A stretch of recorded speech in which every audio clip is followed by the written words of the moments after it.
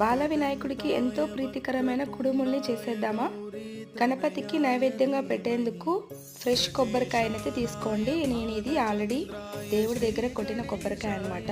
ఫ్రిడ్జ్లో పెట్టి తీసాను, అందుకే వెంటనే వచ్చేసింది. తర్వాత బెల్లం అనేది దంచేసుకుంటున్నాను.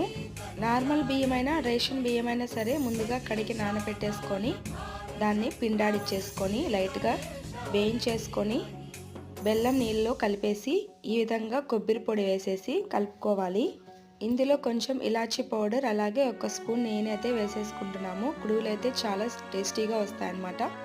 సో ఇడ్లీ పాత్ర పెట్టేసుకొని కొద్దిగా నెయ్యి అయితే అప్లై చేసేసుకొని కుడువులు మీకు ఏ షేప్లో కావాలో ఆ షేప్లో ఇందులో పెట్టి ఆవిరి పట్టేసుకోవడమే. చాలా సింపుల్గా అయిపోతుంది. కొంతమంది పిండిని ఆవిరి పట్టి కూడా కుడుములు చేస్తారు. ఈజీగా అయిపోతుందని నేనైతే ఈ ప్రాసెస్ అయితే ఫాలో అయ్యాను. వినాయకుడి బాయర్ల పేర్లు ఏమిటో కామెంట్ చేసేయండి.